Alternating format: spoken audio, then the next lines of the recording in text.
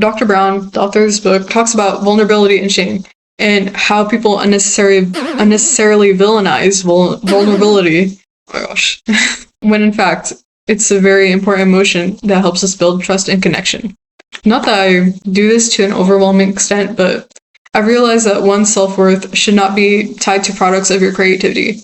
Because if you do, shame will override the things you would have had the courage to do otherwise. So self-worth and products of creativity should be two totally separate things. Because whatever happens to that product should not impact you deeply. You shouldn't feel like, oh, because people didn't like this thing I put out, I'm a loser, like I suck cheeks, you know? It shouldn't be like that. Your product of your creativity shouldn't determine who you are. You and your product are two different things. Another thing that I realized after reading this book is that shame causes people to act outwards, while guilt forces people to reflect inwards. When people feel ashamed, they tend to act out and blame others. If they do something shameful, they're gonna be like, oh, but it's like your fault. You shouldn't have been there when I did that. Whereas others, like when you feel guilty, you tend to apologize and try to fix the mistake because they realize that they aren't bad, but their actions were. Because shame is like when your actions and your self-worth are tied together. When you do something bad, you think that affects you directly. Like you think that's a reflection on who you are and not what you did. So you take that really personally and you're like, it's other people's fault. They should have been there in that moment.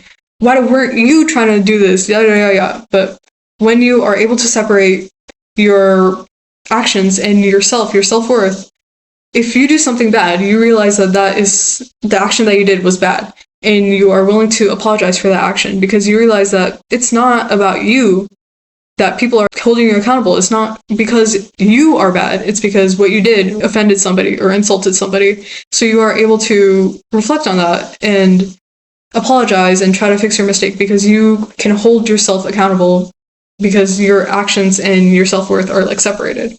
To go on with that, it's totally okay to feel embarrassed but not shameful as long as you're not doing something like fundamentally bad. Like, of course, like if you do something horrible, you should feel ashamed. For example, I wrote this down, like if you fart in front of class, that's embarrassing. It's not shameful. You should feel a little bit embarrassed, of course, if you're doing something like that, but you shouldn't feel shameful. Like you shouldn't have negative self-talk just because you farted in front of class. And another thing I put, this kind of affects me, but if people are looking at me while I'm filming, that's embarrassing, but it's not shameful. My thought process wouldn't be like, oh my gosh, I'm such a loser. Like people think I have no friends.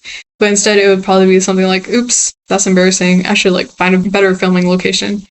People do experience vulnerability and shame differently based on like society and societal expectations.